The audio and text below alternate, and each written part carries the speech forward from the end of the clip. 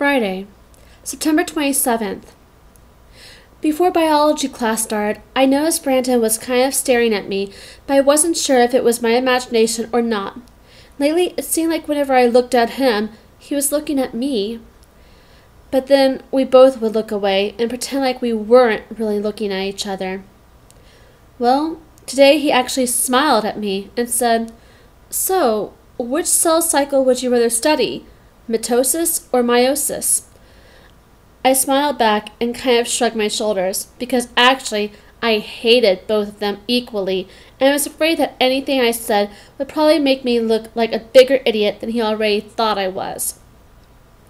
But the main reason I couldn't talk to Brandon was because I was suffering from a very severe and debilitating case of RCS, or roller coaster syndrome. Studies show that it mainly attacks girls between the ages of 8 and 16. The symptoms are difficult to describe, but whenever Brandon talks to me, my stomach feels like I'm dropping 900 feet at 80 miles per hour. Simply calling it butterflies is a common and dangerous misdiagnosis. Suddenly and without warning, I feel compelled to throw my hands up in the air like I just don't care and scream, "Whee!" Then my day got even better. While I was working in a library, Brandon came in to return a book called Photography and You. I was just sitting there doing a few tattoo designs for Chloe and Zoe when he leaned across the counter and peeked at my notebook. "Now that is good. I didn't know you were an artist." I looked around to see who he was talking to. Then I totally freaked out when I realized he was actually talking to me. I could hardly breathe. "Thanks, but it's no big deal.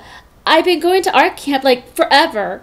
And last summer, I got practically 1,000,000 mosquito bites, and wow, did they ever itch." I babbled like an idiot.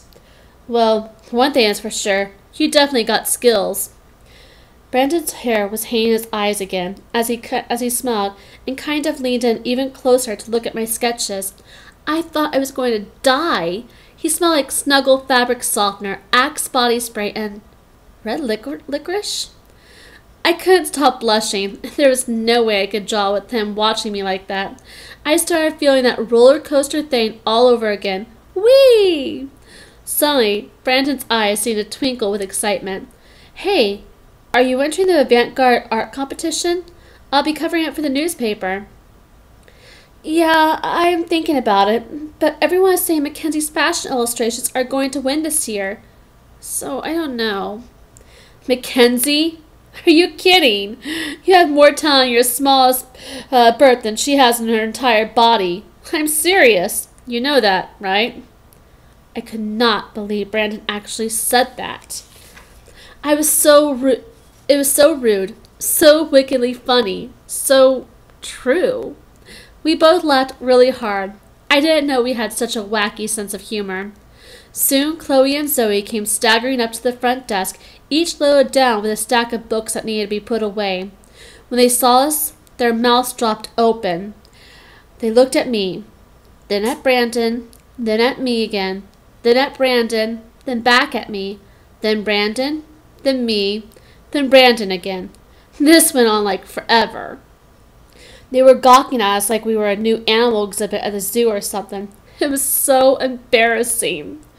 Brandon's smile went slightly crooked, but otherwise he acted coolly nonchalant about the whole thing. Hey Chloe, hey Zoe, he said. But they were so shocked they didn't even answer him.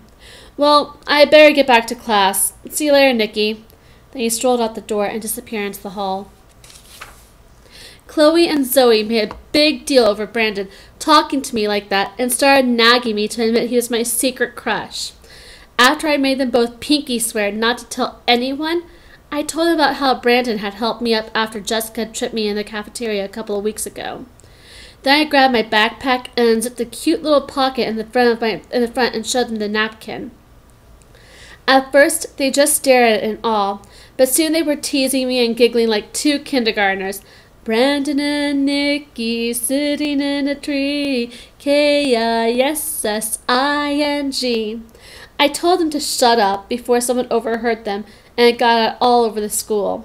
Chloe insisted that I keep the napkin for the rest of my life because there was a chance that Brandon and I could accidentally meet up on some exotic romantic island 20 years from now. She said it could happen just like it did in those chick flicks in the movie theater. My Best Friend's Napkin, Sleepless in San Diego, directed by Christina Garcia. I couldn't help but notice you from across the room and be hopelessly drawn to your brains and beauty. It almost seems that we've met before, perhaps in another place, another time, another life. Alas, allergy season is upon us. Please, take this most cherished napkin from my very heart-wrenching, mysterious past, and do with it what you must. What a powerful sneeze you have! It is aptly captured in this delicate napkin of forgotten love, now merely a disposable tissue drenched in lost and shattered dreams. Hark! Do mine eyes deceive me? I recognize our napkin, and even in the darkest of murky depths, my joy and passion overwhelm me. Is it really you, my beloved Nikki? Finally I found my true love. Will you marry me? The end. I told Chloe her story was really sweet and romantic, but if the napkin was really dripping with snot, and Brandon proposed on the spot like that, my story would probably have a different ending.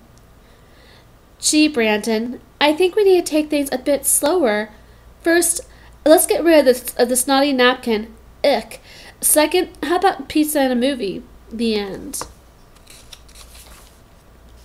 Zoe said she didn't blame me for rewriting Chloe's happy ending because snot and airborne bacterial particles were the most common way of transmitting germs to others.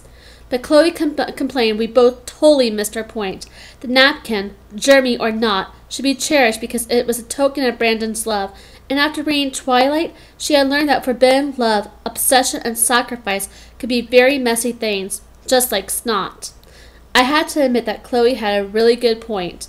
Then Zoe said, I should always remember that guys are from Mars and girls are from Venus because they think and communicate very differently according to a book she was reading on dating. I was really surprised to hear this because I thought for sure that Earth was the only planet with human life on it. I'm really glad Chloe and Zoe know so much about guys, dating, love, and stuff like that because I don't have a clue. Duh.